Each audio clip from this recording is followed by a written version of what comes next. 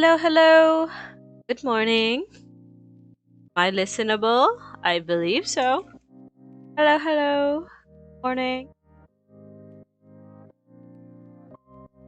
American Barbados.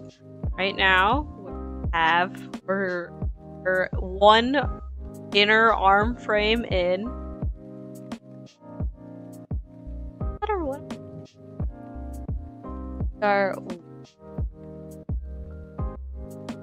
Now we're working. The other one.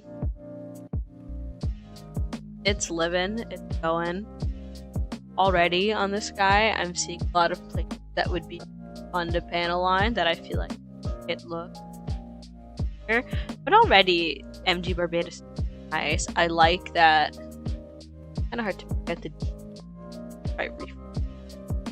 Here we go. But I really quite like that. Even like are all separate parts. Not like these are stickers. It's like it's a clear part overlay, armor part overlaid over thing, so that it actually give that separation. Nice. I like it a lot. Same with these guys. Test vents also have like a really nice amount of separation. Nice. I quite like that. Like a lot of detail, even armor. This is something that I always like seeing with a lot of master grades. I think the one that I saw this the most with was probably MG God Gundam. MG God Gundam had like an insane amount of detail in the frame, and it's like crazy because you don't even like it all gets covered with the outer armor. So a lot of that detail just is not something that's outwardly visible, but it's something that really, like, I don't know, at least for me, it is just something that makes the build experience so much more fun. That it's like, oh my god, it feels like I'm actually putting together a mech where I see all that detail in the inner armor and then I put the outer armor on and I'm like, wow, it's a nice little for people one building him, which I think is really nice that they think about not just how it's gonna look on a shelf when it's done, but also the actual build experience and what it's like to put it together, and those little details that just like makes it feel more immersive and more fun. So I definitely see a bit of that in Barbatos. Barbatos has some nice detail on his inner armor that I quite like. That will most likely just get covered with the outer armor. But just in general, I always love when you have these like piston detailing and everything. It's so fun. Kind of a pain to put together, but it's the final product is worth it. It's quite nice. And honestly, I kind of forgot what step I'm on. That's right arm armor, right arm frame. I think it's the right. Have already finished this, that, and we're starting on this one. I believe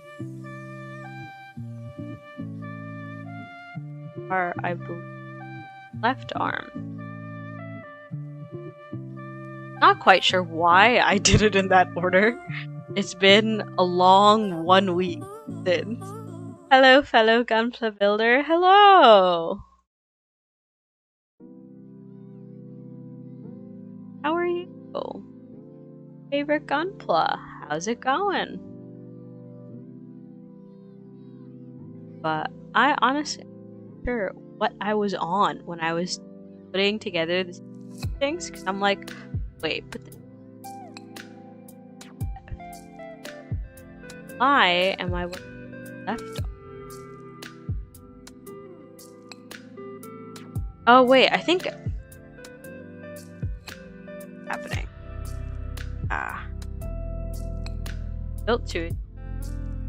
I got that done. Now we're on this side. And now we are putting together. Okay, this is separate. This goes over there. And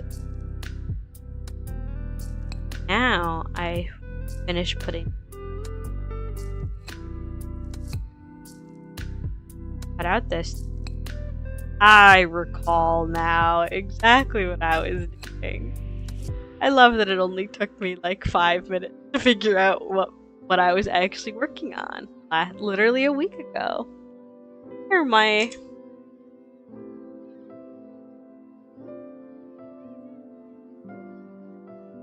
I started cutting out...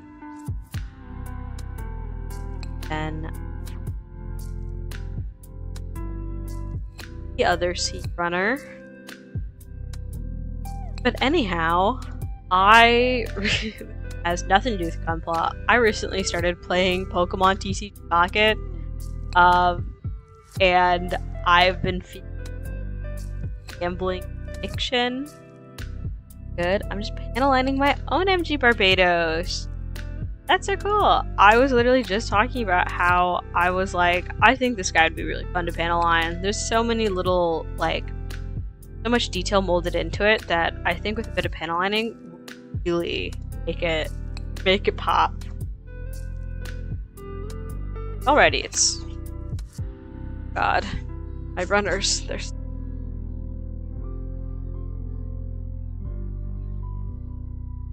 But is the correct A runner? It's not the correct A runner. I need the other one. And I did not know my latency was that crazy. Anyhow, I've been playing Pokemon TCG Pocket. It's a time. It's a time. I've really been feeling the gambling addiction. I am like, I was like mildly a Pokemon kid growing up. I don't think I had the peak of, like, I liked Pokemon and I liked collecting Pokemon cards, but I think it's also when I was a kid, my mom didn't buy me Pokemon cards because she was like, I'm not paying money for cardboard. Figure it out. And I'm like, okay. And so I had Pokemon cards, but mostly like ones that were either hand-me-downs from my cousins or like trading with kids on the playground and such. But I think I was only like mildly a Pokemon. But I've been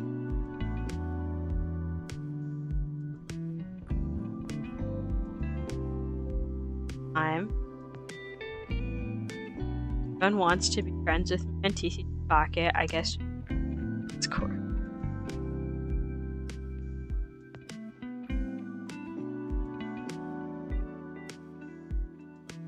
But that is, I will not lie to you, what I was doing right before stream started. I was opening a pack on TCG Pocket, pack stamina refresh. So I am someone, though it's a gacha game, I am very good at not spending money on gacha games. I have a lot of friends who are into gacha games, so I have tried like every gacha game on the face of the earth at least once.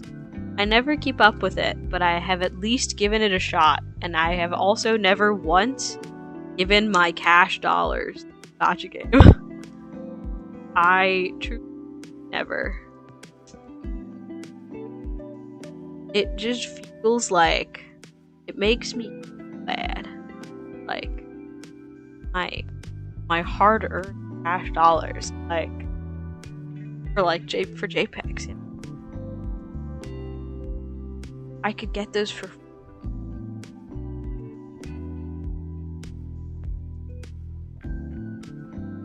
Meanwhile, I spend all of my cash dollars on... Meanwhile, I think spending my cash dollars on plastic I have to put together myself is a much better way to spend my... Simply buy pieces of plastic that I have to put together myself. What more could I possibly want? I love when things are not coming together the way I want them to.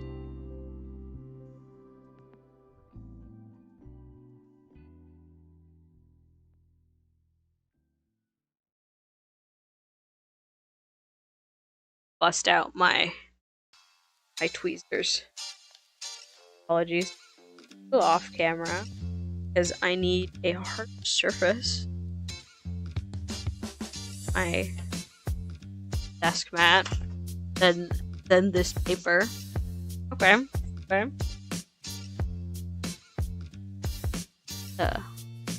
What? Where did that come from? I love just having times. I say injury, it's like a little scratch that's, but every now and then I'm like, huh, has that ever happened to anyone else? Where you like randomly just find like a scratch or a scrape on your person that you just have no recollection of how it got there? If it's just, or am I just insane? Or am I just an insane person? Am I haunted? That's, I think, the next question I should be asking.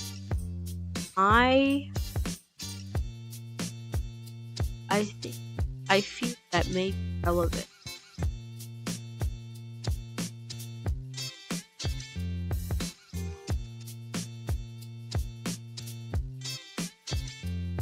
I'm not being nice when it comes to the stress marks on them. I feel most of it covered up. Outer armor anyway. So far, Barbatos has been stress mark. Oh, not too. I always hate dealing with marks. They annoy me. No end. They annoy me so much.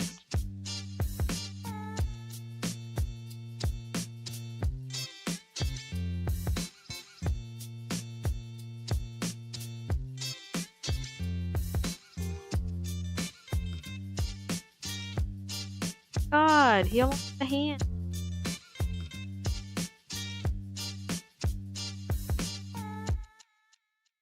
To join. Well, I have one of them. Okay.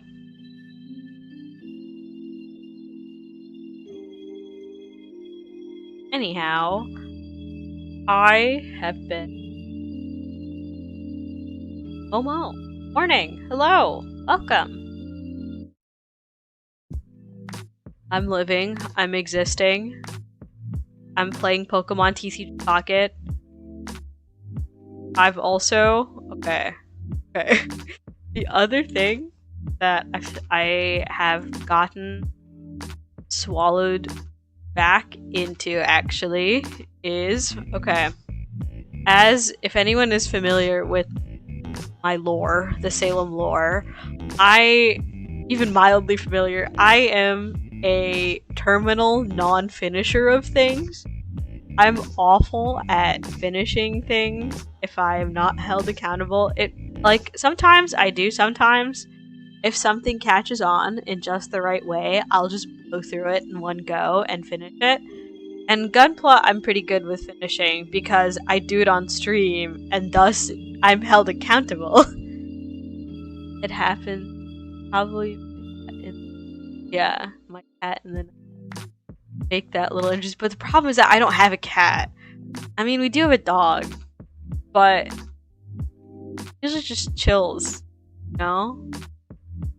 Caboose isn't really the type to get up in there. And also, it's like on my hand. Where would this come from? I guess that does make sense if you have a cat, but I don't have a cat, which makes it, I feel like, even because I can't explain it by having a cat.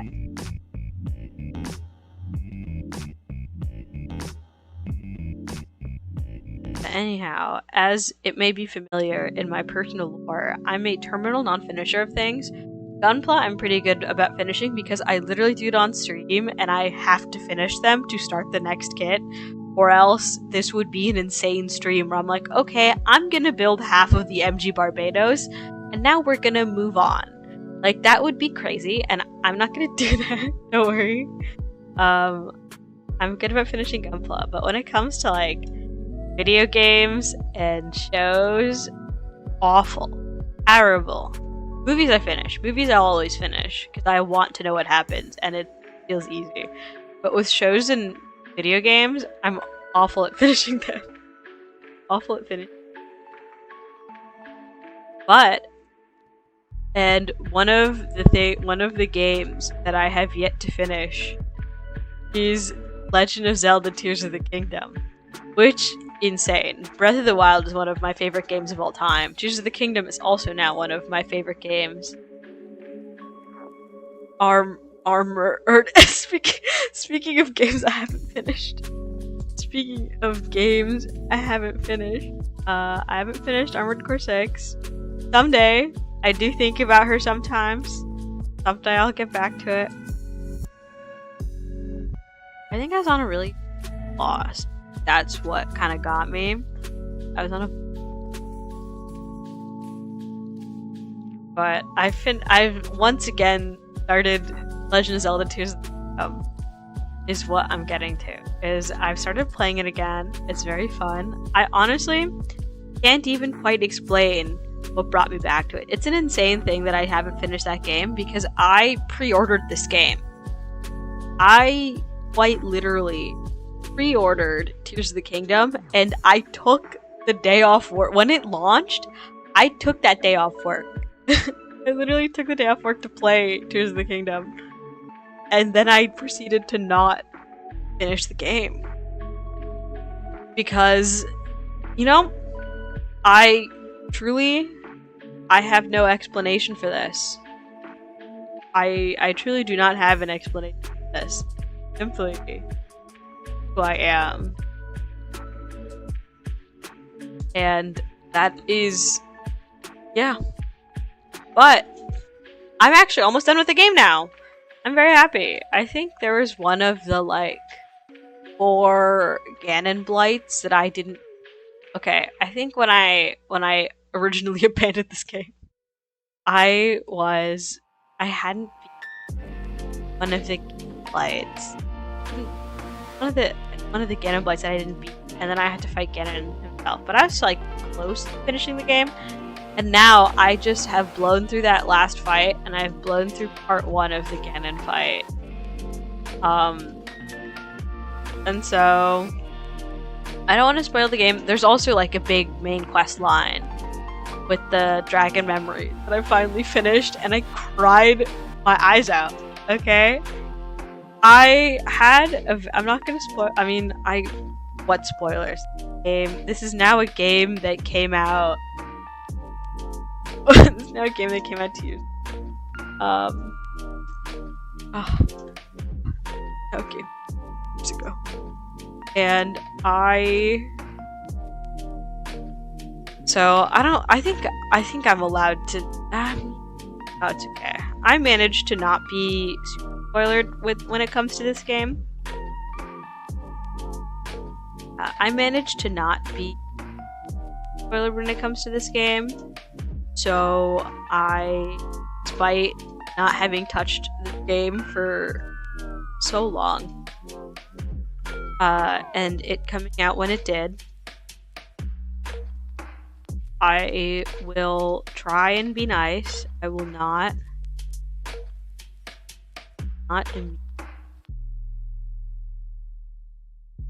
but I will say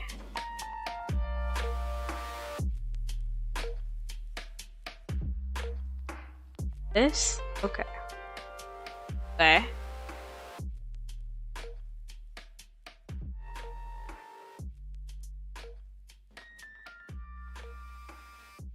And then next this.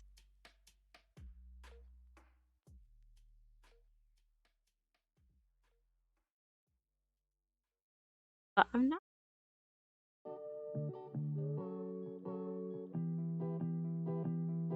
I probably should care a little bit more about the stress marks on his hands because it's cool, but I kind of truly like it's a little.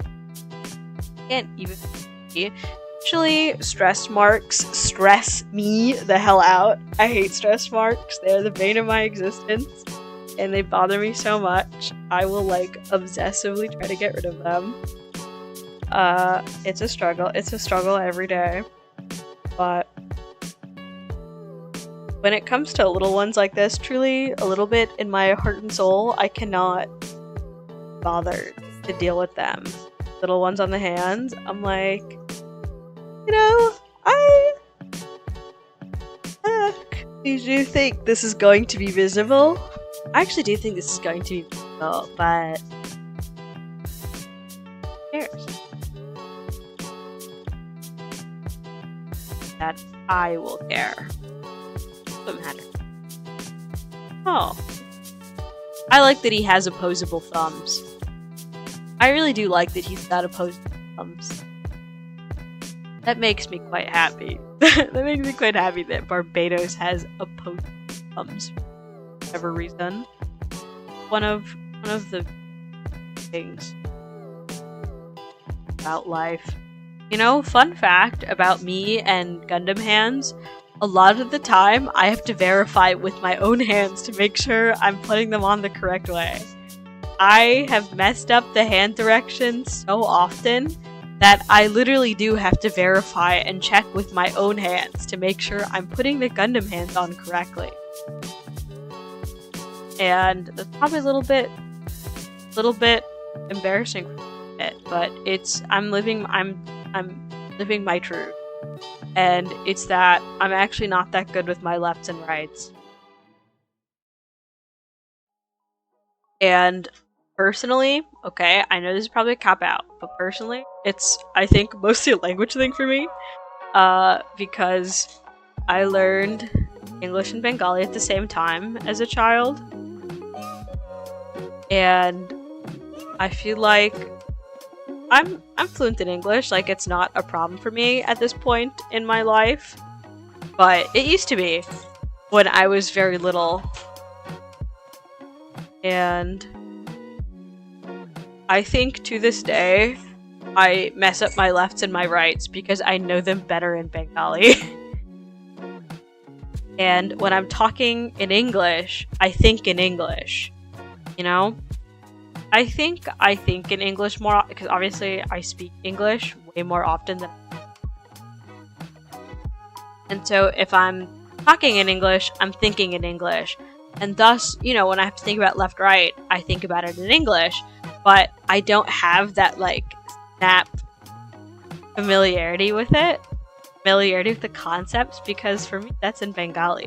If I were speaking in Bengali, I can identify my lefts and rights a lot more easily. But in English, it's not that I'm bad at it, it's just like, it takes me, it's not the like instantaneous recognition that I feel like a lot of other people have, you know? I'm like, oh, it takes me like half a second to orient myself. I think that might also be why I'm awful at orienteering myself. It's not that I have a bad sense of direction. I think I have a pretty good sense of direction. Like, if I know the path, I'll know how to get there. Like, I am very good at like knowing, but the problem is I just have to know what direction I'm in first. I'm bad at knowing what direction I'm in. That's my problem. I'm terrible at knowing what direction I'm in. And so it takes me forever to be like, wait, am I going northwest, east, south? It's a pain. It is. Unless it's nighttime and I can see the sky. When it comes to orienting myself with stars, it's quite simple. But any other context, I'm like, what direction am I going in right now? When I lived in Manhattan, there was like an embarrassing amount of times that I just like walked 5 blocks in the wrong direction.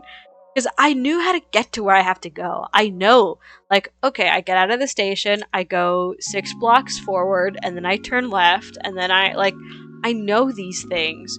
But when I'm actually doing it, I don't know which I'm bad at knowing what direction I'm. And so I'm like, oh yeah, I go 6 blocks forward, but I don't realize that I'm going 6 blocks in the opposite direction. It's one of the little quirks of life. And that's why when I'm putting on Gundam hands, I have to verify with my own hands sometimes. Not sure if, but I also check my hands to put it right on Gundam, but my problem is that Spanish and English are contrary. There's words like left is izquierda and right is derecha. Yeah, in Bengali it's bamdig and dain. It's bam and dain, which are like not even close to left and right. And so I always have to check. I do understand. I do understand.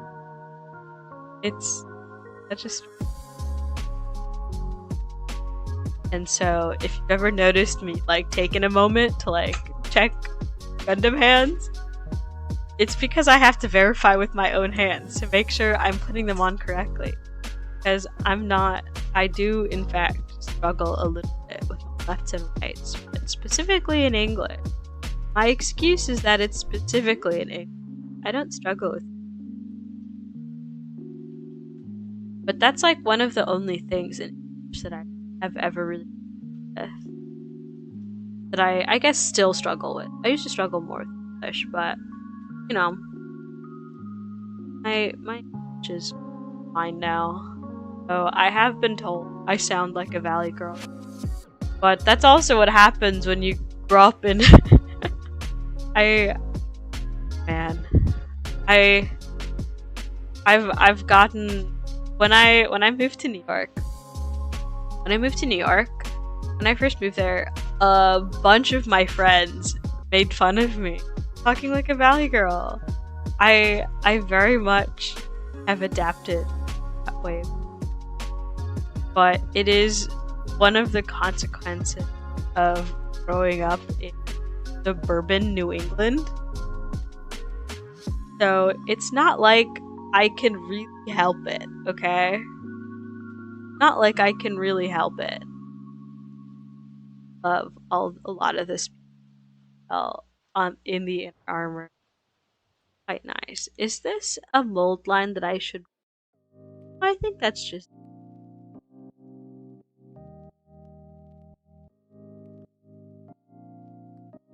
Yeah, this is fine. That's filling.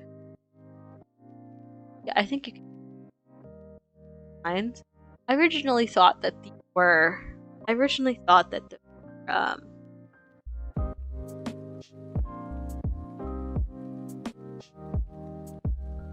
oh, I think it's just,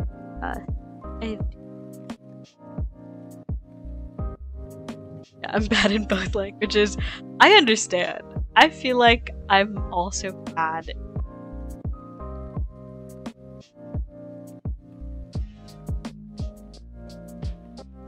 I simply try my best. And I think that doesn't make either like.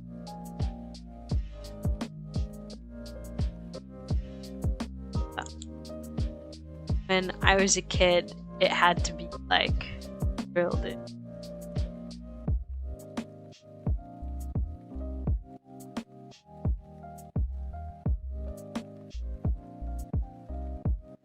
I was a kid,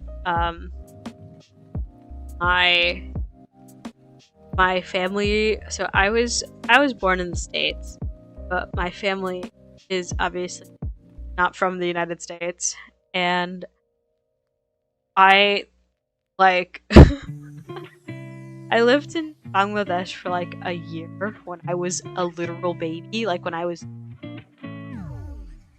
and it like, I don't know, something about that experience like erased my ability to speak English when I was a little kid. And so when we came back to the United States and I was like just about age to enter preschool, my mom was like, "Oh my god, wait a minute." Because I was born in America, I was an American citizen, my mom was just like going to normally enroll me into preschool. She realized, like, oh god, my American child doesn't know English. Gotta fix this. Gotta fix this. And thus, to this day, half my family speaks to me in English and half my family speaks to me in Bengali. Because since then, my mom, like, almost exclusively started talking to me in English, because she was like, oh god, my child has to know English to go to American school. And I used to have an accent when I spoke English, but I don't anymore.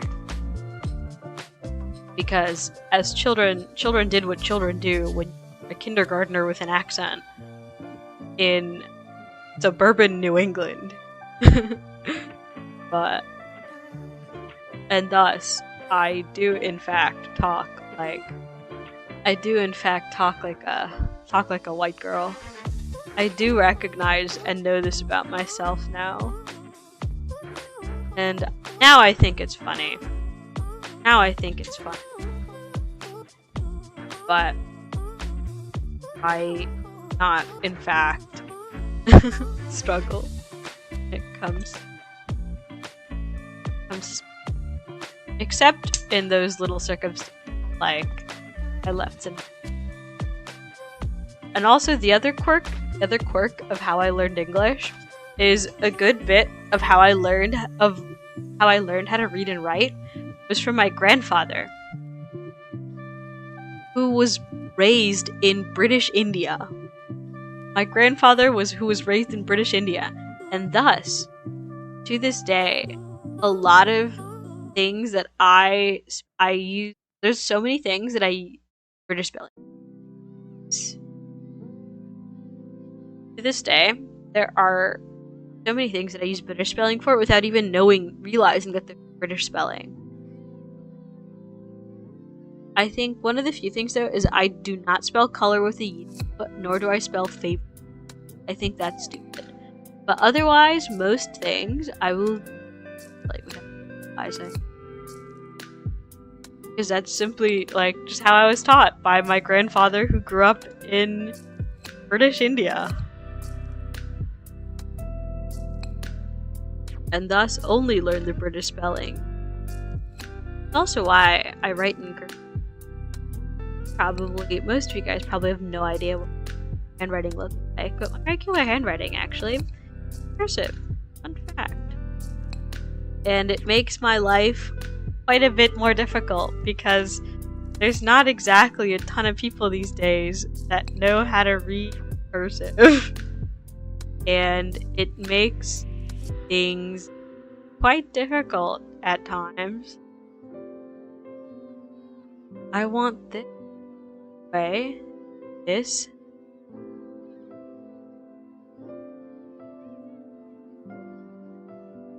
Back. Wait a minute. Let's go. Actually, I think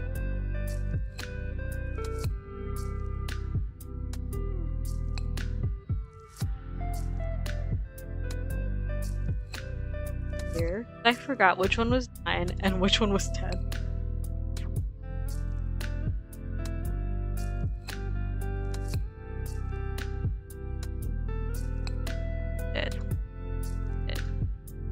I'm smart, actually. So smart.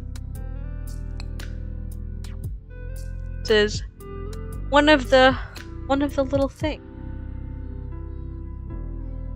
about me and language journey.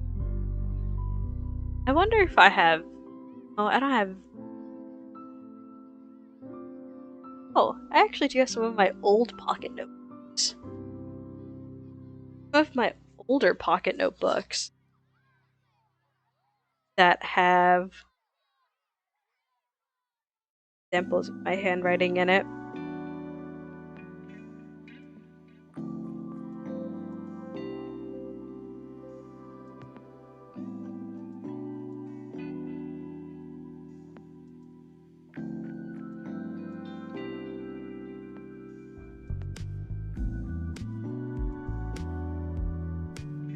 Trying to find a good page because these are my pocket notebooks are a little bit of like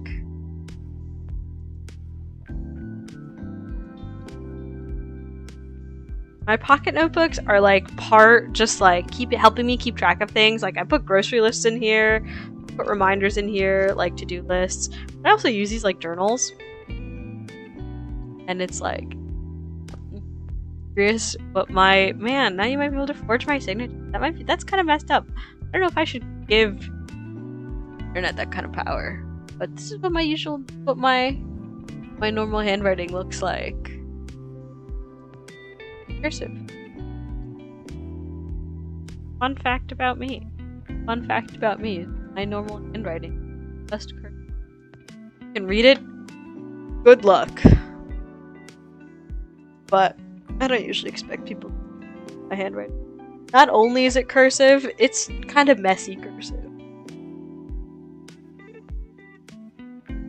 So I'm used to, when I have to write things for other people, I'm used to writing in like a mix of print and cursive. I can't write in just like pure print. When I write in pure print, a little bit of cursive slips in there, but it's quite difficult. Quite difficult and annoying. But it's not as common these days for people to read cursive. And I've been struggling lately because, man, as I deal with people who are younger than me, even less people, like, most people my age can't read cursive. Most people that are my own age, of the ripe old age of the mid-20s, can't read cursive, let alone people younger than me. It's even harder. My brothers, I have siblings who are younger than me, and they, like, can't even, it's rough. They can't my handwriting. But they're a little bit better. They're a little bit better with cursive, but most people that are younger than me are even worse. So, it's a struggle.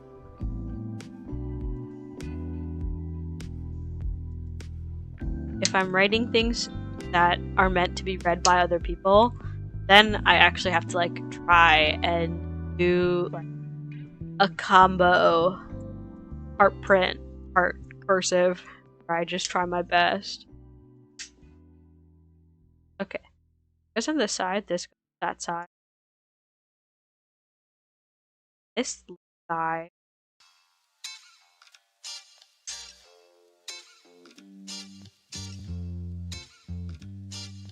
Okay. Nice. Yeah. Yeah. That's my little fun fact about my handwriting. See, I'll go back to talking about Legend. I've been having so much fun playing Tears of the Kingdom. Like, man, this game is great. This game's great. I know some people didn't like the fuse mechanics. I really like the fuse mechanic. I think that they did a really good job with the physics of it all and how things work, and it's quite fun. I've been having a great time just like seeing what contraptions I can put together, what machinations I can get up to. I'm living my best life. I love this game.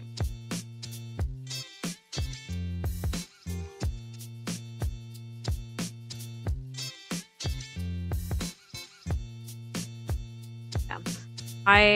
I love this game.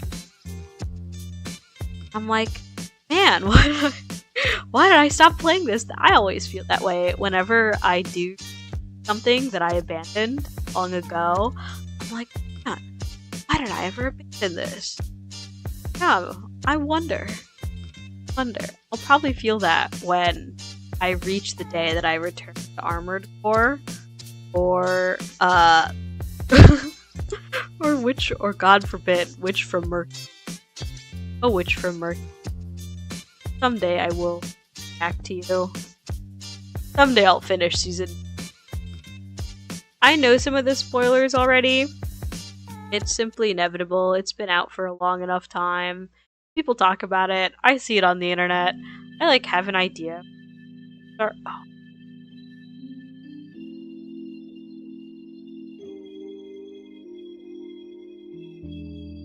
Back here. So.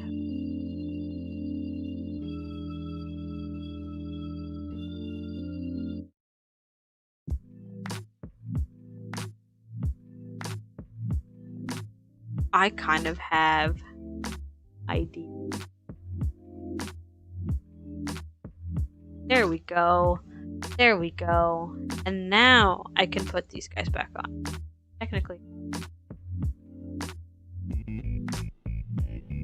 I see. As an expert self. you'll just forget the entire steps that the instructions that I just read.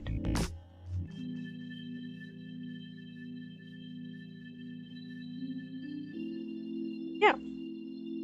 I've been having so much fun with Zelda. I really have. Like, even now, before I was streaming, I was playing Legend of Zelda. This game is so good. This game is so good, guys. I know, this is a game that came out 3 years ago, or 2 years ago, and everyone already knows it's a good game. I love this. I kind of forgot what got me back into it. I want to say, like, I'm not even kidding, I was like watching some random YouTube video, and one of the little sound effects that they used was a UI sound from Breath of the Kingdom, Tears of the Kingdom, like Breath of the Wild, Tears of the Kingdom. Like, it was one of the UI sounds, and I remembered that I truly love even the UI sounds about this game. And I was like, I want to play that game again, because I heard like the UI sounds, and I was like, I love this game. I should play this game again after not touching it for over a year. Like, I should. Now I'm back and I'm finishing this game, and honestly, I might just play the game again when I finish it, because I was picking up from where I left off. How random, yeah, UI sounds can just hit us like that. Like, I think the key to getting me back into Armored Core, to forcing myself to finish Armored Core. Speaking of Armored Core, I know that you've been playing Armored Core, and I love seeing other people's builds. I love seeing other people's builds. I will post my builds one of these days. I was in Duncan yesterday, and I heard a song sample Scatman John. I felt like a Sleeper Aged Awakening. Yeah, I think I would too. I think I would go insane if I heard, just like, in my normal life, something that like just hearing Scatman in my normal life. I think I would go. But yeah, that's truly like what made me start playing Tears of the Kingdom again. Now I'm very close to finishing the game, and honestly, once I finish the game, I might just play it again. Because, yeah, I played it from where I left off. Now I'm a little bit like... A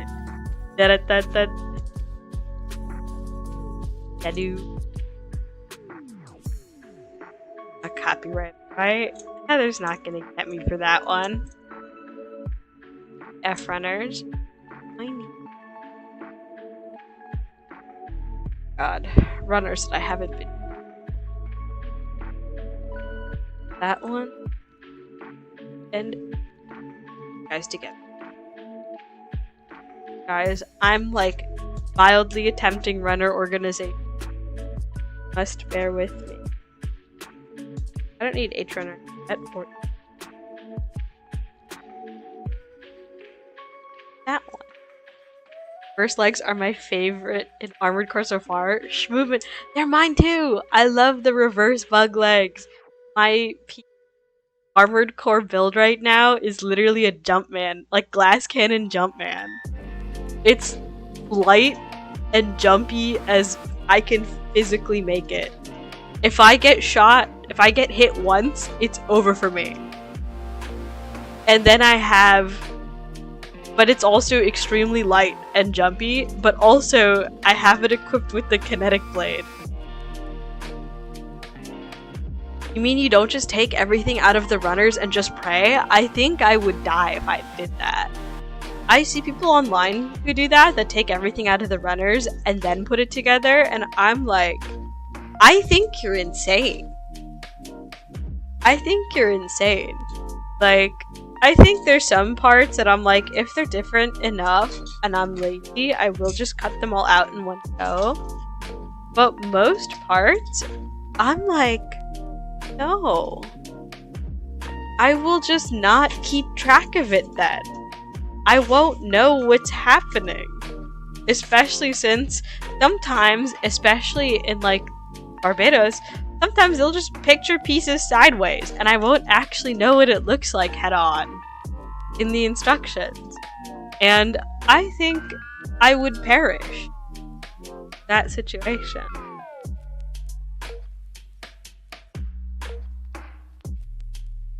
That truly is, like, insane. To take everything out of the runners, Godspeed.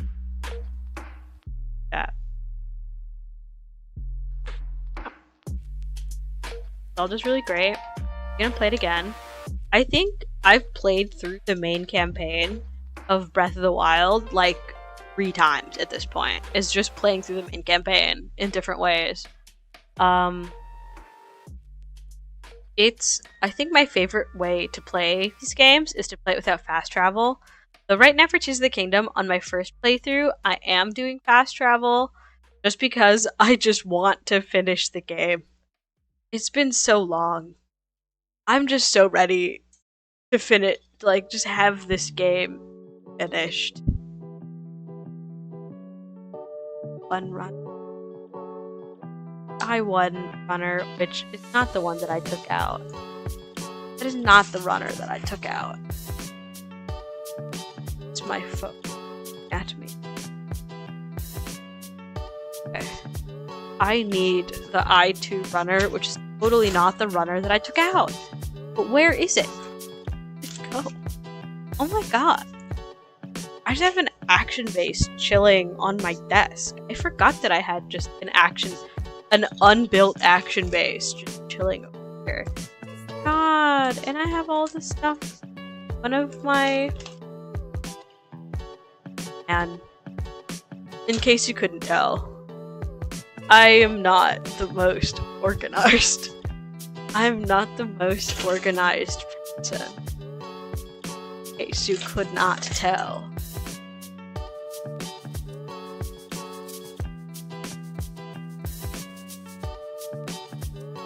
I want.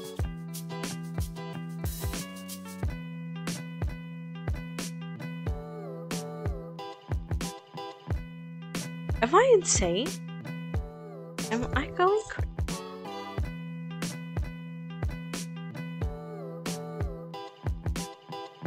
Oh, I'm only going a little bit crazy.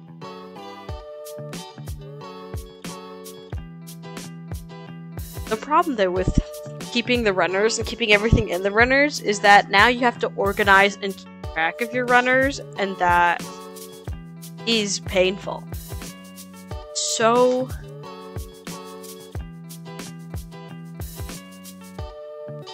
life is so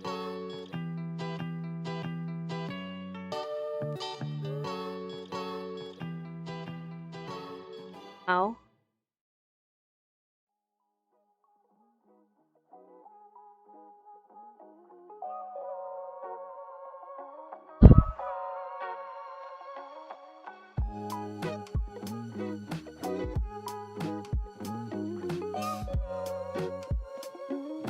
Okay. I think, and I remember back in COVID, I got COVID after being basically unconscious for like 2 days. I spent the rest of that quarantine playing through all of Breath of the Wild. Real. I got COVID once towards the end of 2022. I think I also got it late 2020. Yeah, it was. Because I got COVID from the worst way imaginable, and that is from Anime NYC. I got COVID at the very first convention that I went back to. Once conventions started being a thing again. I remember I skipped the first year that Anime NYC came back after the COVID cancellation. But then the second year, I went to Anime NYC, and then I got COVID, and I was like, I can't believe I got COVID from going to an anime convention, of all things. But during that time, after being unconscious for 2 days, I binged all of Andor. That's what I did. I binged all of Andor. At this point in my life, I don't interact. I like Star Wars. I really do. But I don't interact with most of it because a lot of it these days is bad. And I'm like not dedicated enough to consume and give every piece of Star Wars media a chance to figure out what's good and what isn't. But I know someone who does, and that is my brother. And so back out just a little. And that is my brother. My brother will he's like a much bigger Star Wars fan than I am. I like Star Wars, like really into Star Wars and sci-fi and stuff like that. And so he will give everything a chance just to see if it's good or not. He'll give it the old like 3 episodes and see how he feels. But I do not watch Star Wars media unless my brother has given it the seal of approval. I'm like, it's probably gonna be bad. At least when it comes to like things that aren't the mainline movies. But Andor is one that my brother was like, you gotta watch. Then I got COVID, and then I binged it all, and I was like, wait a minute, this is really good. This is really good. That's what I did. Because I wish there was even more Star Wars. Me at the start of Disney's expansion for a finger on the monkey's paw. Yeah. Man, I wish there's even more Star Wars than a finger curls on the monkey's paw. That really is how it is. That's exactly what happened to my... Man, I hope this means Star Wars will get to have more stuff and better. And then...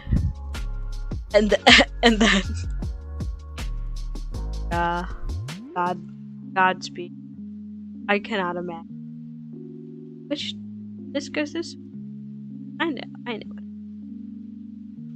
Totally.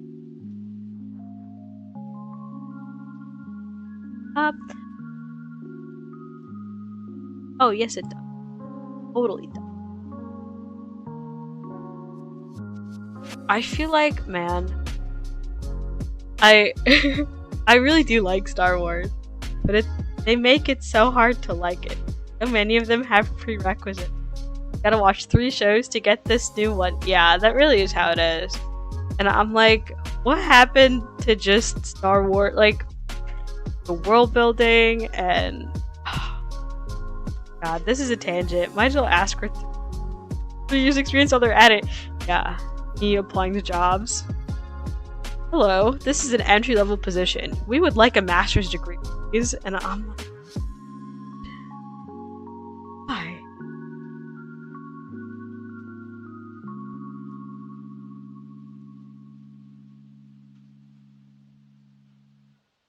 $50,000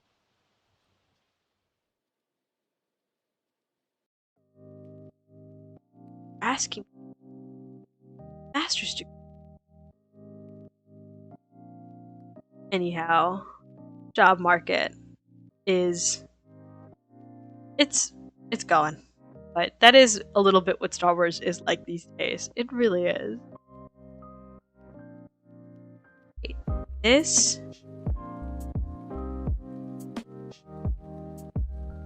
want someone with a math entry level. Yeah, that's exactly how it is. They just want someone high skilled. They just want someone with a master's degree that they can pay pennies. Which is truly insanity.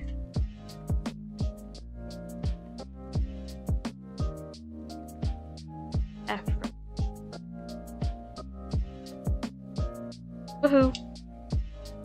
But that is the life I've been living. I also went to go see...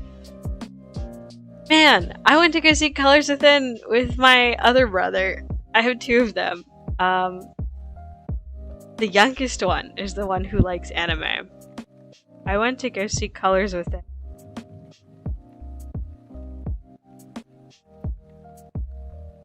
And I had a great time. One, I think I've mentioned this before. It's pretty sick that my brothers are now old enough that I can actually talk to them. Another piece of lore, my brothers are a lot younger than me. Like 6 and 7 years younger than me. So for most of my life, they've kind of just been like annoying little kids that I have to deal with. But now that they're like 18, 19, you know, they're in their late teens. They're in their late teens, entering their early 20s. It's like, God, hey. I can actually like talk to you. But it's been quite fun. Quite fun. I went to go see Colors Within with my... It's wild. They sell the idea people don't want to work. It's people that want to work at a net loss. I get to learn what's hip. That me too. My younger brothers enable me to learn what's hip at the cost of them calling me old. The trade-off is that they call me old, and I can't really disagree with them.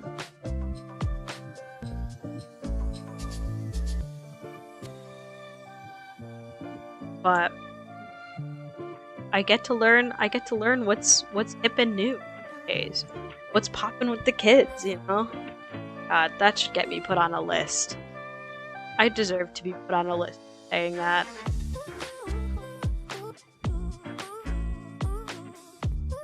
This?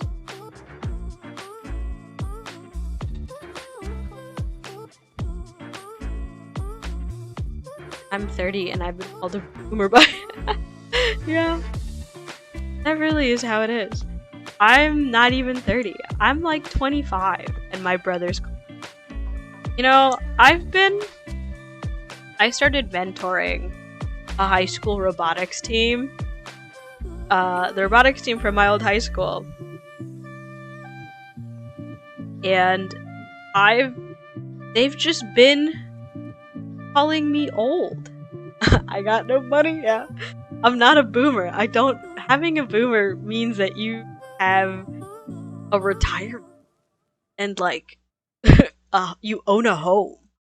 I don't have any of those.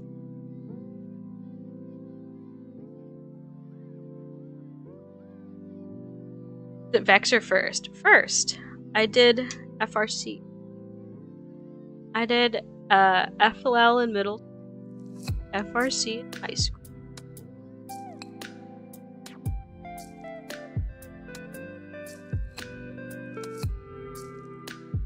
Now, mentoring my old high school team, and heck,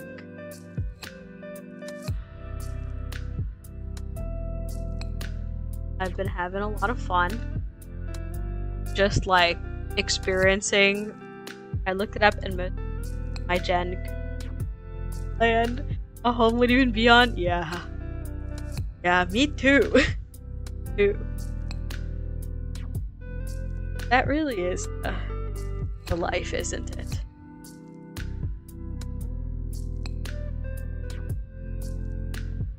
It was so vivid. I can't really tell because of, but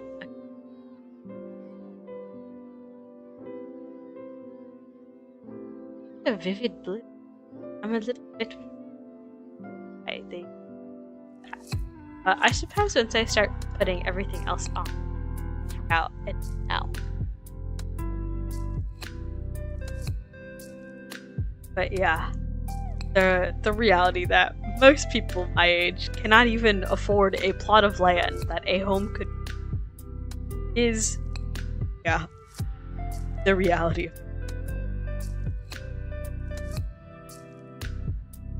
But one of the struggles of mentoring a high school robotics team is that they make me feel older than I already, like, You know, I don't think I'm that old. I'm at the point in my life now where I'm like, I think I am still a spry young chicken at the ripe age of 25. You know, I mean, I turned 26 soon, but I don't have to think about that. 26. I don't want to think about that.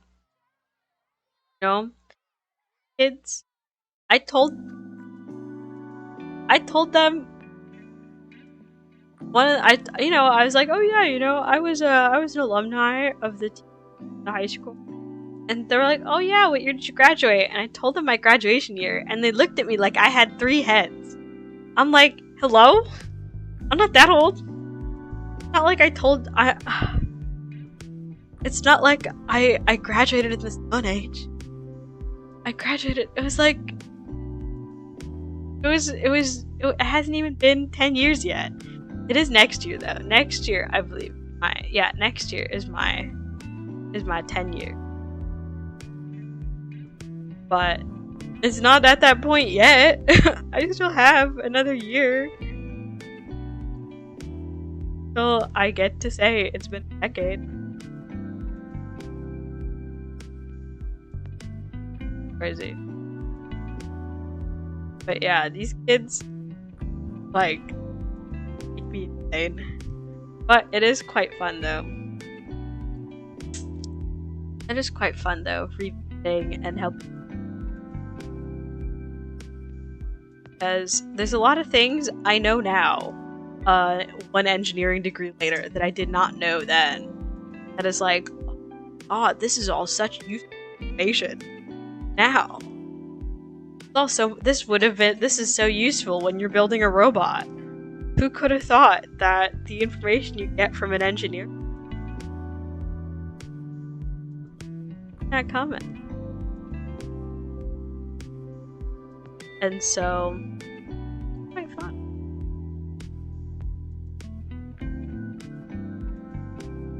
But they do make me feel incredibly God. Like, I'm trying not to feel old right now. I'm at the point in my life I am someone who looks younger for my age. I look young for my age. I've always looked younger than my age, and I used to hate when people thought I was younger. I used to hate when people like lowball my age and assume I'm younger than I am. But now I'm getting to the point in my life when someone thinks I'm younger than I am, kind of a compliment now. I'm like, oh my god, really? You think I'm like 19? I'm 20. Okay. Okay, I'll take it. But just otherwise, I'm trying my best to not feel like I'm,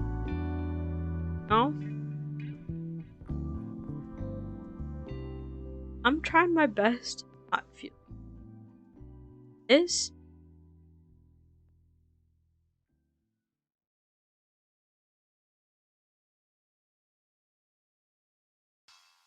That's that way. That's this way, but that's that way. That's not. Unless.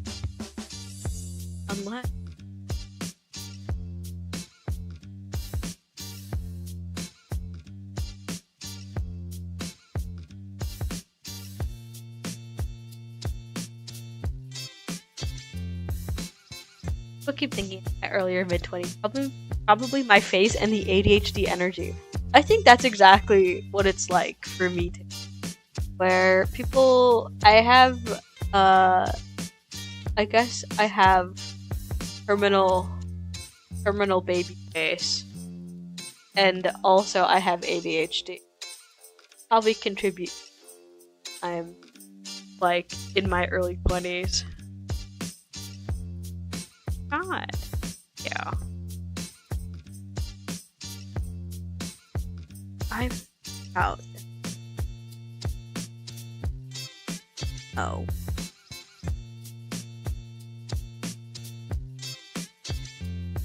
way.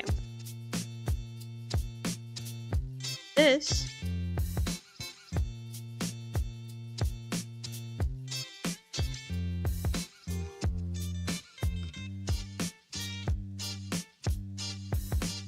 is on the other.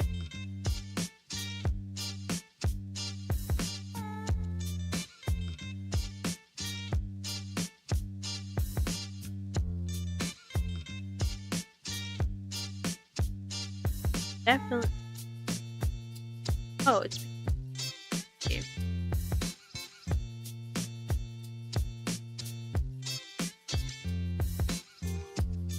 That is.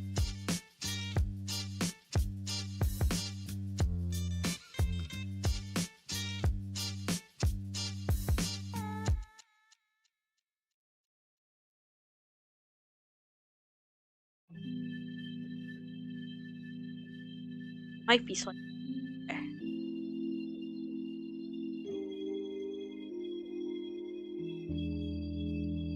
See, this is why I have to always check my rights and my lefts.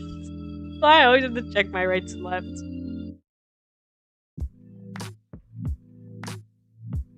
Definitely. Right, this is definitely the way. Okay.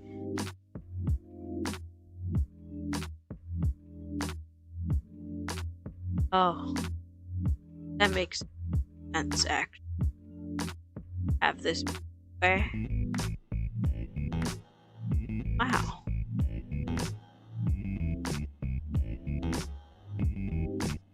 How everything is connecting. I gotta head out and get my tasks done. Storm hits later. Good luck. Take care. Thanks for tuning in, as always. Theoretically, I still have to go to work today. So I am, even though I work I have to work exactly when it will be going. I guess we will see. I mean, part of me is like, and having to drive home in the middle of a snowstorm, not great. But, so. Would have been second shift I had canceled the weather. Which is not good for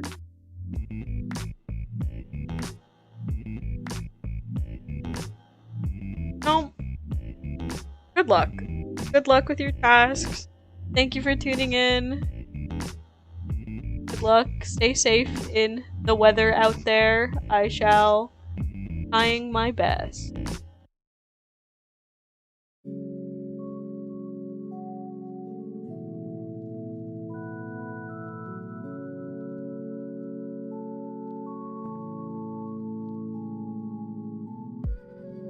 Whoa. Whoa. Arm. Oh my god. Cut out. I like that it tells me. I like that the instructions tell me to cut this out clean.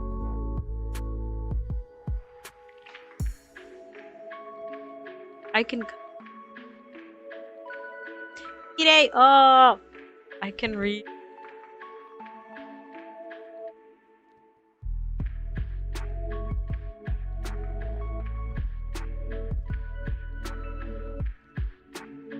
Thumbs up. Get them. Yeah.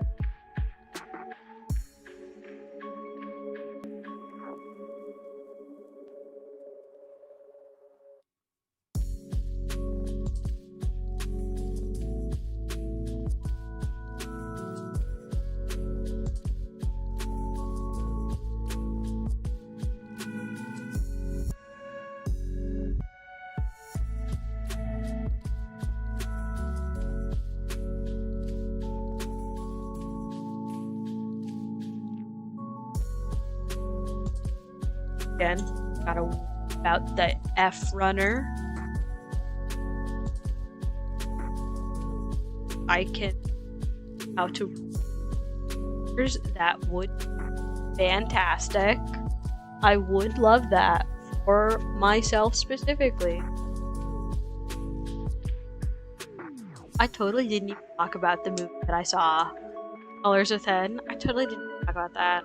I was 100% going to, and then I forgot. And then I started talking about something else. But I did go to see Colors Within. It was phenomenal. I really loved it.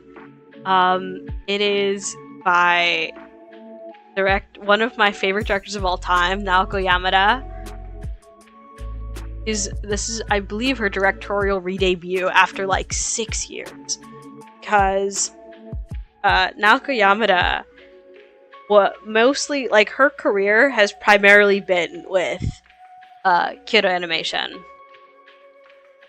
Her directorial debut and the first couple things she directed, including what she's most known for, which is the movie A Silent Voice, were all made with Kyoto, with Kyoani. But then, if you recall, in 2019, Kyoani endured a massive fire as a result of arson and literally burned down. So that was quite rough. And thus, Naoko Yamada has not directed any big projects since then. And it's made me very sad because I love Naoko Yamada. She's one of my favorite directors of all time. And yeah. But recently, in the past couple years, started working with Science Saru, which is another animation studio that is run by another really good director, Masaki Yuasa. And now made her directorial re-debut with Colors Within that she made with Science Saru, which, oh my god, I was really worried. I wasn't sure how it would go since she is like doing like most of her career up till this point has been Kyoani. So it is a little bit crazy to see her not working with Kyoani and seeing what a project of hers would look like not being with Kyoani. And I was very worried at how it would turn out. But it was amazing. She's such an amazing director. I love Naoko Yamada so much. And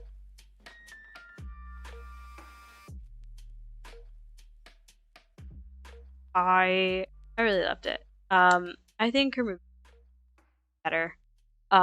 Like, I love Silent Voice. It is a good movie, but it, like, compared to the other two movies she's made now, it's not as good. It's not as good because I think Silent Voice is adapting, versus her other two are completely original. And I feel like A Silent Voice is a dramatic film.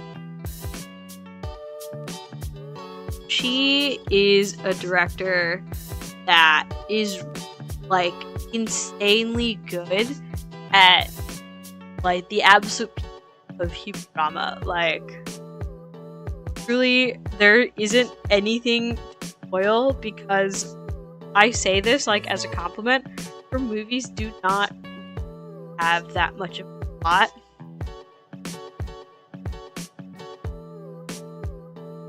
Not really have much. I mean that as like a thing. She's very good at making these films that are just like purely this is a snapshot of people and their lives. Really a snapshot of people and their lives and turning. I have like writing bad finish and put out at some point, but I'll be workshopping it a little bit on here. Broad strokes of what I'm trying to get across is that she is insanely good at like taking these little snapshots of real life and making it feel like real life. Like every little detail she puts in makes it feel so real. Like, I've felt this before, I've experienced this before, but she still makes it beautiful. little things about just like little experiences that you go through and little struggles that you have when it comes to like dealing with other people and wanting to express yourself and with difficult things in life. And it's just, I love Naoko Yamada. I would highly recommend. If you haven't seen Silent Voice, watch Silent Voice. That one is really good. It's the one that's gotten her the most critical acclaim for a reason. Good. But I will say, if you've already seen Silent Voice, you must watch her other movies. Liz and the Bluebird, and now Colors Within. Both really good. I already want to watch it again. I want to watch it again. It's just really good.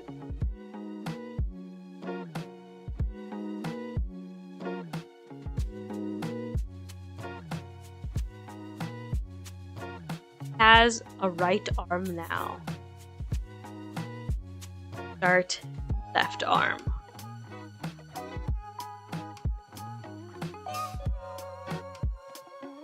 If I can remember what my lefts and my rights are. I really gotta reorganize this desk a little bit. Because there's a lot of things on here. This desk is primarily, and I cannot zoom out enough to fully understand the state of my desk. Which I think is better that way. Also, it's always been this way. This is the fun fact, the exact same table that I've always worked on. Even when I was streaming in my other apartment, I still use this table. I just moved it here. And now I have this table, but in this house. So it's the same table. It's the same size. And it's always been, it's always been this disorganized. I have a ton of a lot of my gunpla supplies and things like that. I have an unbuilt action base for some reason on here. I could move somewhere else. Have my Joy-Con holder because I was playing Breath of the Wild, Tears of the Kingdom. I've got just a loose bottle of ink. I just have a bottle of ink. It's Winston, which I think might be fun to try panel lining with one of these days, because I have a lot of just like loose ink. I think I've experimented with that before a little bit, of panel lining with gouache, I don't know how to pronounce it, but watercolor pigment. I have some, and I think I've experimented a little bit with that. I want to try that on gunpla. It looks like, but I would most definitely need base coat white and see what happens. That matte white coat first, a little glossy. I don't think it would out if I tried to watercolor straight on this. I would definitely need to primer. Need to prime it white. That happens first, but that's a problem for me. That's a question.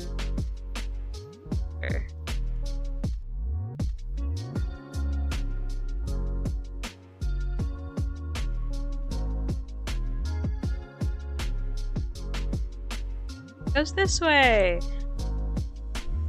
Runner again. Because this fact, the same arm that I've already built, but this time on the other side. Okay, I have no excuse. Same.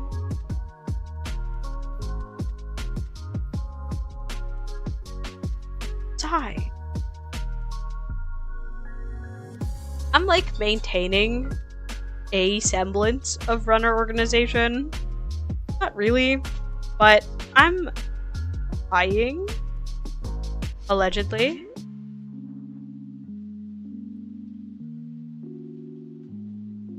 You know, I'm trying.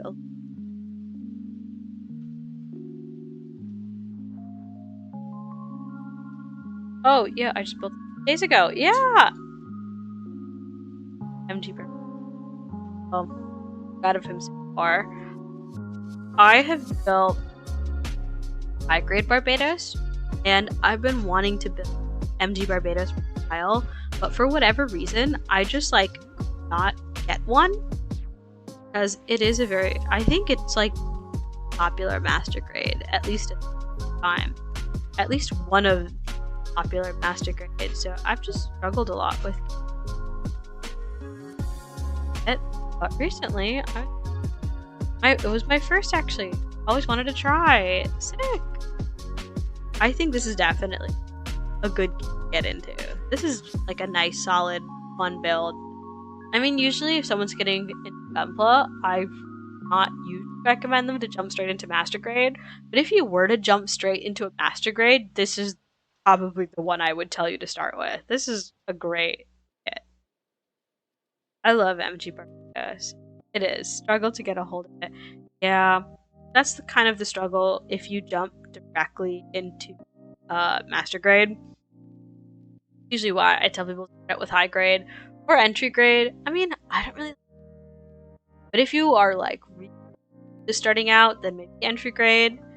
But high grade is usually a good place to start with. But master grade is rough to just. But I hope you still enjoyed it, because this is definitely one of the best master grades to jump into. If you try high grades, then it will be a bit easier. It will be a bit easy. Even I have been struggling a little bit to parse the instructions. Just for some reason, how the instructions are like out. Like for some reason, how the instructions are pieced out for MG Barbatos are just like kind of difficult to follow for some reason. I can't quite put it together why. I can't quite put together why, but it just is. It just is like a little bit harder to follow than some other gunpla I've built. But I hope you still enjoyed it. Well, I'm glad you still enjoyed it. Good kit, and I love gunpla. I think it's a really neat hobby. I hope I want more people to enjoy it. Definitely getting sucked into. Got to get a paint setup going. Oh my god. It took me a minute. It took me a little while before I got into painting. I think I built Gundam, just the kits themselves, for at least like a year or so before I started wanting to dip into paint. So honestly, huge up to you for immediately getting into painting. Because it took me like a hot minute before I was like, maybe I want to try painting. Because it just felt very unapproachable.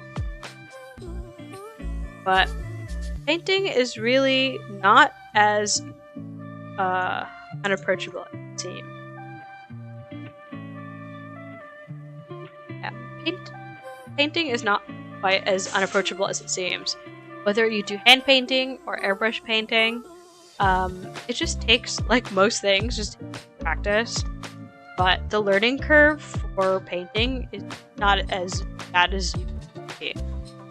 As someone with like barely any like artistic experience, painting learning curve really not that bad. Once you practice a little bit, honestly, that's what I like SD Gundam for. SD Gundam, like random little high grades, just to practice painting on. That I'm like, I don't mind too much if I mess up. I also do like kit bashing a bit. There's a couple of kits that I have that are kind of just, I have for parts. Those are pretty good ones to like get started with. Oh, I'm already a career painter, but for like Walmart type ceilings, it's gonna be way different though, I'm sure. I've seen them practicing on spoons. Yeah, a lot of people also practice on spoons. Just for me personally, I like practicing, like, I'll test it on like spoons or paper just to make sure that my airbrush is working. But I prefer to practice on like existing pieces so that it doesn't feel like I'm wasting paint, if that makes sense. But if you're already a career painter, you're probably gonna have an easier time than I did. As someone who's like never touched an airbrush before in my life, where I got into like gunpla painting, like hobby painting. At SD Barbatos, I love building like a master grade and then getting getting the SD Gundam for it. It's just so fun. But honestly, yeah, SD Gundam are good to practice painting on because it's really cheap. So if I mess up, I don't feel like it was a huge loss. But also, I don't like practicing on just like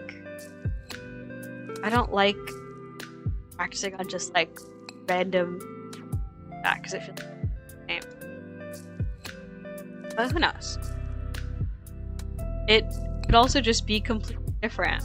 But either way, I feel like the for gunpla paint is really not too bad. Really not too bad once you like actually try. Of course, you're not just going to be.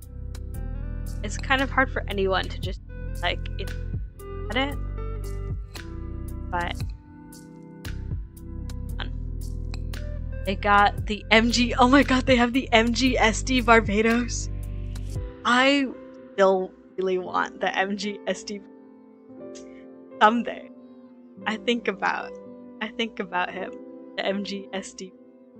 I really want it. Looks so goofy. I love the funny look. I really do. I have a soft spot for Gundam. I love ones that look really cool, obviously, like most people, but I really do have a soft spot for the ones that just kind of stupid. There is another runner I was supposed to.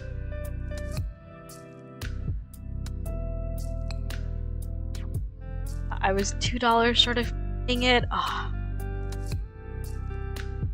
One of these days, I will get MG SD.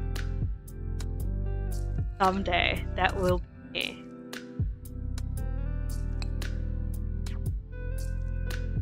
Recently, I got a bunch of 30-minute fantasy. I got a bunch of 30-minute mission stuff. So I gotta scale back a little bit.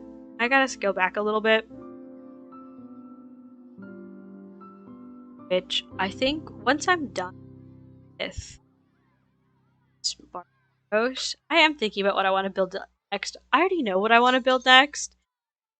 Yeah, I'll watch you build it. Thank you. Yeah, one of these days. Once I get an MG SD Barbatos, I'm 100% gonna build it. I really hope I get one. I can get one. At this point in time, I got some stuff recently. I've got to go back on my spending a little bit.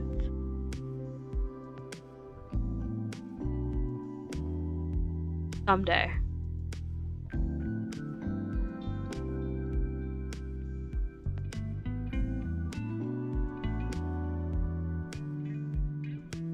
This off camera for just 1 second because this.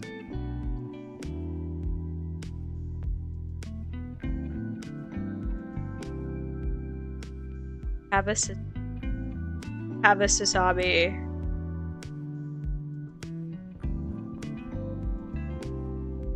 Have an MG Sasabi. I built it a while ago.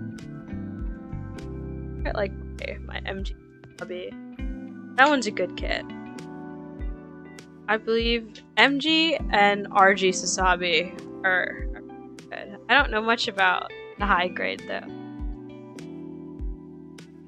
I do like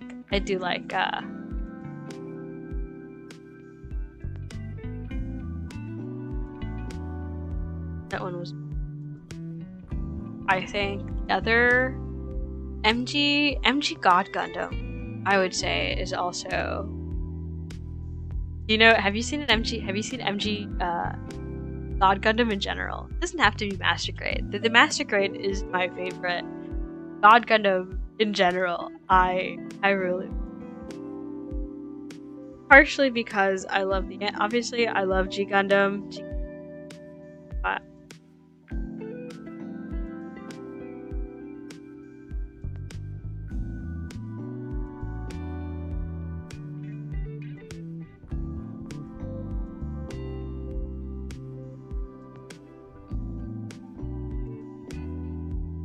I don't know I have. I would definitely recommend Into the God Gundam because I just really like that one. Liked Barbatos, you'd probably like God Gundam. Where are you from? I'm from the United States.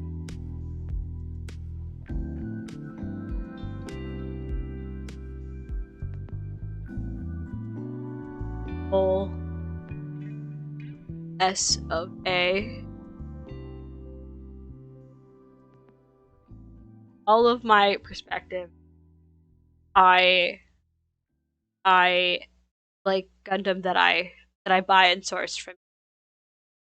Well, like obviously all of it's imported, but obviously all of it's imported. But all the Gundam I've been pretty from Tabletop Gaming Center.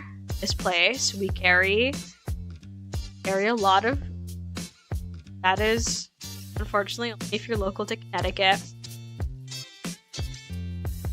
Yeah, the Barbatos I got for 55, but I almost had to pay 95 because the shops get out. That's rough. Yeah, I've definitely been in the secondhand mines a little bit when it comes to Gundam. Oh, I hate paying secondhand prices for Gundam.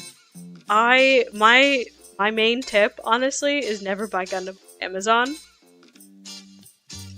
For whatever reason, like, I just never trust Amazon sellers for Gundam, and they're always so overpriced. Sometimes they don't even send you, like, I have never bought any Gundam off Amazon because the prices are always way higher than market price should be for a given kit. Even if it's a kit that is harder to get, it should still, you should not be paying $100 for a $50. You should not be paying $100 for a $50 kit, especially if it's one that has a chance of being like reprinted. You know, it's one thing if it's like Premium Bandai or like similar limited edition stuff, but most things will get, if it's popular enough, it will get a reprint, and thus it'll be re-released and just redistributed and stuff, and you'll be able to get it for market price from normal, you know, gunpla sellers. You don't have to shell out twice the price on Amazon or eBay. Though I have bought kits off of eBay before. That is purely for like limited edition stuff that I just really want that I wasn't able to get it on when it originally came out. And that's like, listen, that's the L I chose to take.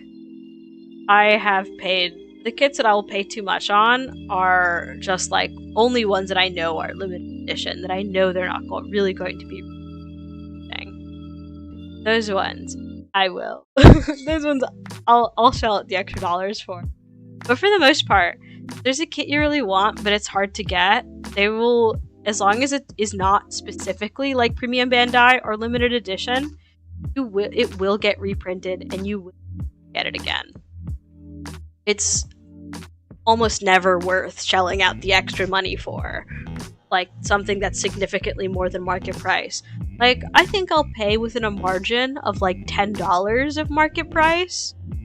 I'm willing to pay within a margin of like $10 if it's like, okay, a kit that I know standard master grade pricing is like $50 to $60, but you know, they're asking for $65 and it's one that I really want. I'm like, okay, fine. I'll pay within a margin of like $10 with market price.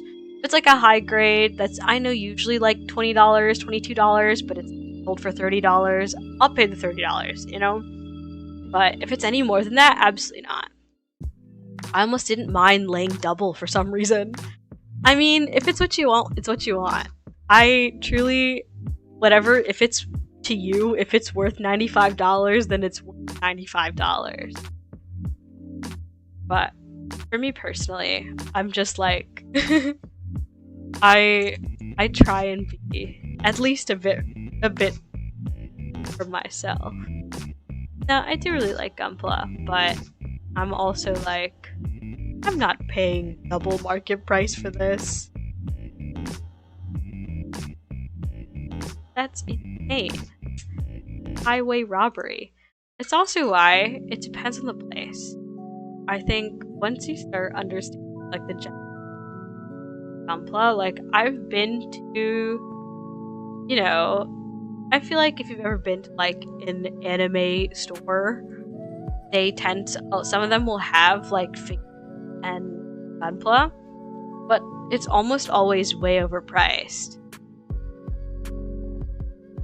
Like I've seen anime stores, even just gunpla. I've seen some like random stores that sell anime prize figures. They're figures which in Japan are like dirt cheap. In Japan, these things are maybe the equivalent of like $10 to $15. People in the United States sell them for like $30 to $40. I'm like, you people are insane. How long you been working on this? It took me somewhere around 10 hours for this guy. I think when it comes to like building kits on stream, it's kind of hard to gauge. It's been like a few sessions.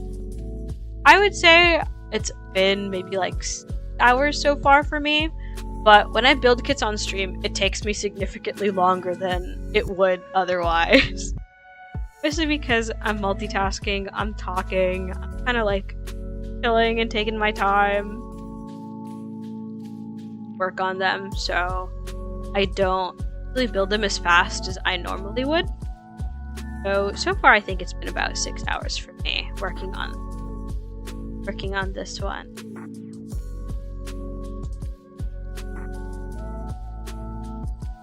But I think when I just work on kits when I'm not streaming, a master grade probably. I feel like I could probably knock out a master grade. Yeah, I probably would have finished this with like 6 hours if I hadn't been. But I'm not even like halfway. But I'm streaming, so I'm not even like halfway. So it just depends. But normally I feel like I would finish this in like, I could probably finish a master grade in like 6-7 hours. If I'm just like locked in and I'm just streaming and not streaming. But most kits I use on stream, so it usually takes me a little longer, but I kind of like doing it that way. I love kind of just locking in and knocking out a kit in kind of just like one go. I do think that's fun. I do like doing that. I like doing that for a lot of my mecha girls that I don't put on stream. But when it comes to it's kind of nice to take my time with kids and just chat and be able to is and really at things. Take my time. Nice. But yeah, it's been about 6 hours for me on this guy, I would say. And I'm still only on the arms. Definitely be a hot minute until I finish the guy. So I do already know what I'm building up. I usually like to punctuate long builds or easy ones. Oh, I love when my camera does that.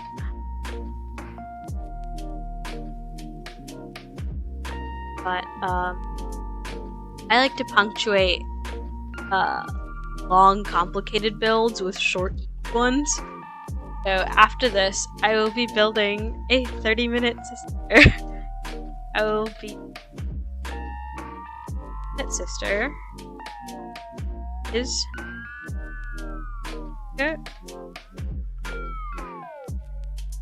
she probably one, even when I'm streaming, I can probably knock out in like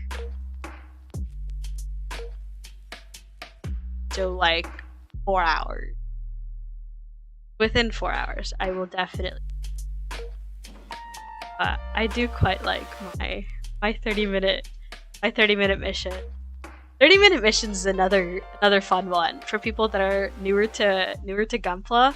30-minute missions is pretty sick. It's also made by Bandai, the same people who make Gunpla. But it's basically Gundam, but it's Legos, because everything is modular. Everything is meant to like you can buy like expansions or even just buy like full model kits with 30-minute line and use the pieces with each other. It's all entirely modular. Even a lot of, because it's all made by Bandai, a lot of Gundam parts will also work with 30-minute missions. I've kit bashed 30-minute mission stuff with gunpla parts before, and I've had to make some adjustments because gunpla is pretty unique to a kit, but it's like, it's not so far off that I have to like remold the entire piece, you know? Like, I've had to make some adjustments to make a 30-minute missions piece a gunpla, but for the most part, it fits together pretty well, and all 30-minute mission stuff is modular with each other. So you can use bits from like any 30-minute kit with other ones, and just like, it's literally just Legos with Gundam. You can just mash together whatever you want, and it's very fun. And recently, I bought some 30-minute fantasy stuff, but I also, okay, there's 30-minute missions, which is just like straight up mechs. It's very similar design-wise to Gundam, like it's mechs. 30-minute missions, I think, also has like some military stuff, if I'm remembering correctly, though I'm not as into that. But I believe they also have some more like military-looking stuff. But I am a lot more into like the mechs, and then they have 30-minute sisters, which is mecha girls. It's like girls that have robot parts, like cyborgs, what 30-minute sisters are. But again, it's all modular, so you can swap 30-minute sisters with 30-minute mission stuff however you want, which is what I do quite often. And now recently, they've been making 30-minute fantasy, which is like, it's still mechs, but they're like knights. It's like more kind of traditional fantasy elements, if that makes sense design-wise. But again, everything's still modular with each other, so it's really cool. But look forward to that in the coming months. I will be building my 30-minute fantasies. But up next on my docket is a 30-minute system kit that I've been wanting to build for a while. I just seen it today. These girls armored up. Yeah. I like 30-minute sisters. I like mecha girls. It's a little bit controversial, but I do like my mecha girls. I just think they're cute. I just like the design. I like the cute girl designs. I like kit bashing them, other parts. And I like making fun little cyborgs. I just think it's neat. I just think they're all armored up.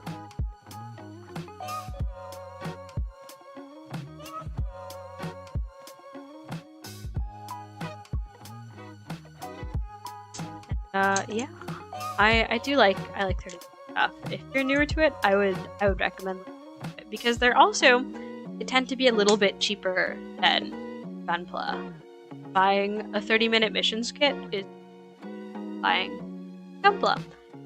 Get a neat little model kit that looks cool, and also you can like take it apart and buy multiple and kit bash with them and start getting into that, which is, I like kit bashing. Kit bashing is to just jam things together and have a good time.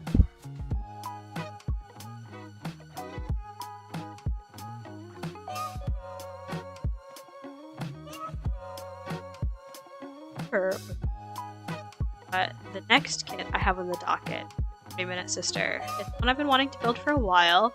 I even have like all of her expansions because recently 30-minute sisters collaborated. Yeah, mixing the kits. Yeah, that's fun.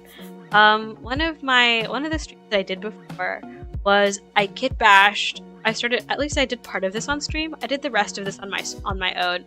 And honestly, I don't even think she's fully done yet because I still haven't really met her. But I kit bashed a high grade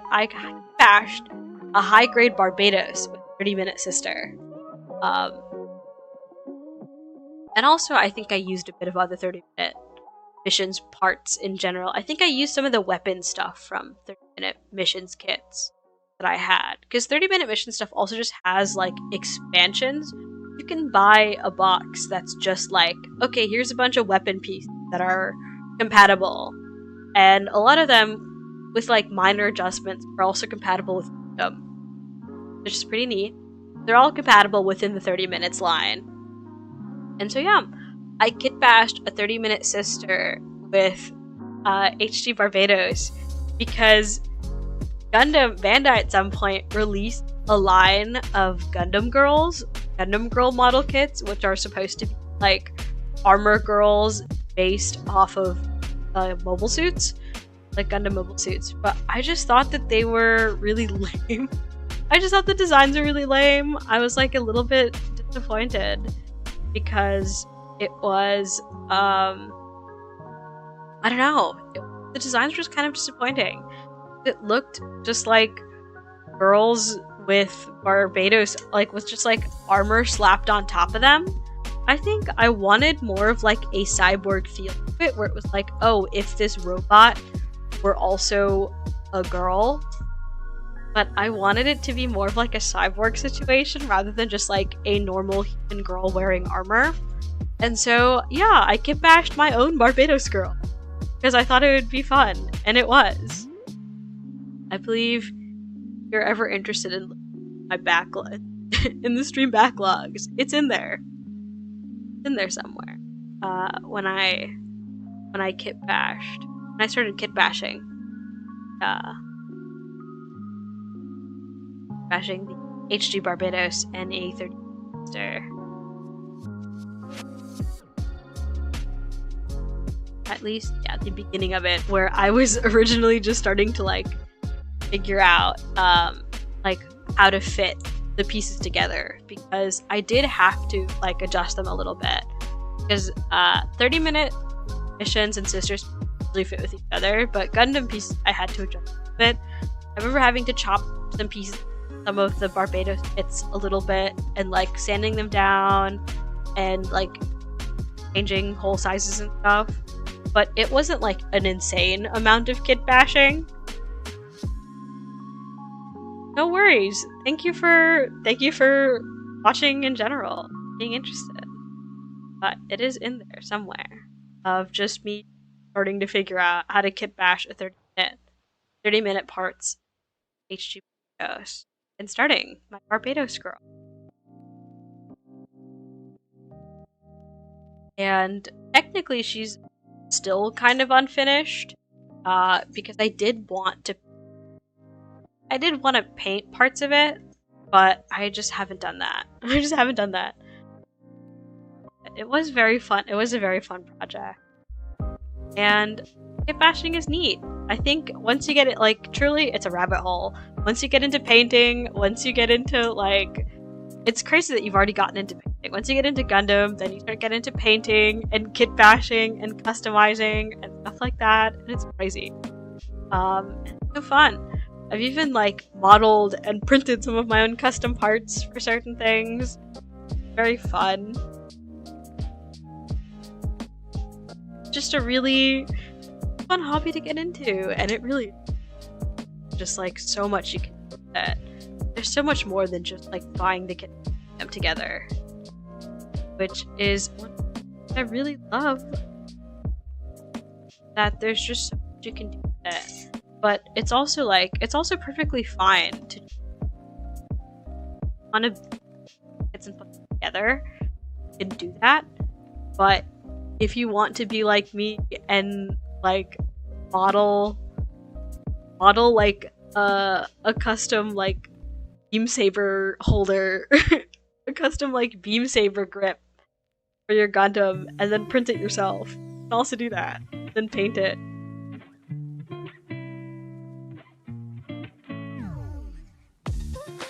And then painting and kit bashing. Look.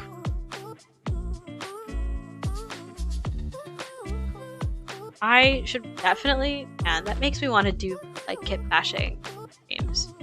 I haven't really done, I think that was really the only kit bashing stream I've done. I don't do like a ton of kit bashing. but it is fun, and it makes me want it more.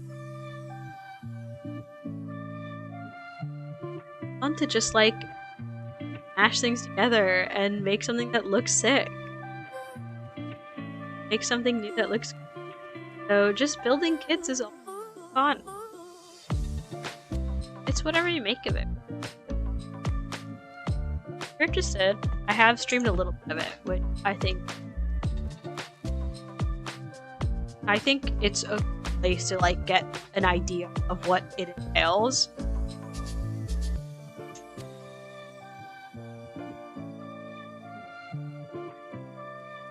I'm still like pretty good at kit bashing and stuff like that. I love watching YouTubers who are like expert at it. I think it's amazing. I love seeing people who are really, really good at it and make these like insane art pieces get bashed. But sometimes it feels very daunting. I'm someone who's a lot newer to it, so what I do isn't like super insane.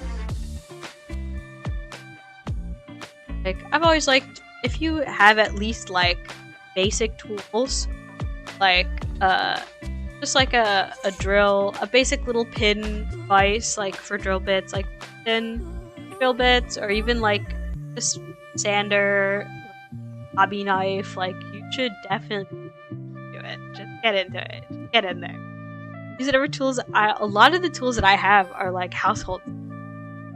Like, I just use like sandpaper, the same sandpaper I've had for a long time, like that I got from a hardware.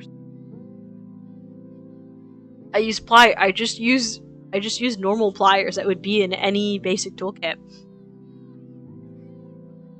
You don't need like specialized, you don't really need like any specialized tool or anything like that. You can kind of just get in there, what you want, and still end up with things that are really cool.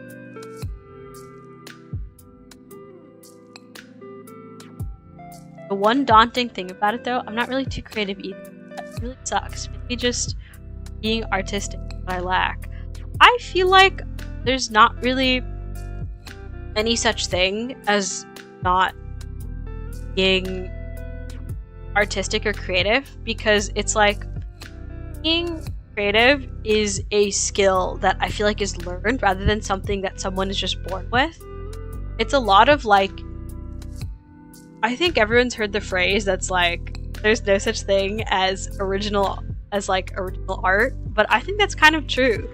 All it really is like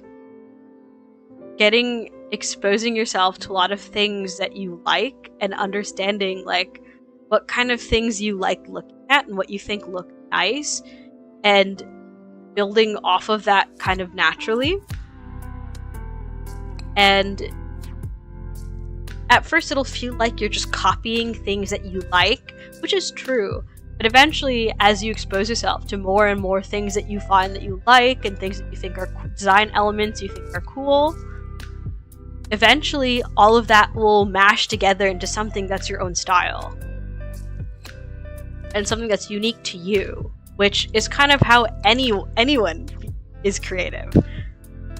I feel like that's how anyone develops that creativity of just like expose yourself to enough things that you like and keep copying that you like until eventually it's not recognizable to things that you like, if that makes sense. Because it's just something you practice. Honestly, just like look at cool designs that you think are cool, mechs that you think are cool, build more Gundam, look at more Gundam until you see like what kind of design elements you like. Like, I really like this like type of piston detailing that you see a lot in Barbatos. I really like this kind of piston detailing, and I just like including that in things. I just think it's cool. I like copying like having exposed outer armor. I like the kinds of design elements, and you just like mash it together until eventually you get something new. Is really all it is. Anyhow, I wish you luck on your gunpla journey. This stream usually runs until 1 p.m. because that's about what my limit is, honestly. I'm getting tired. My throat is dry. People who can stream for hours and hours and hours, Godspeed, but I want to have lunch.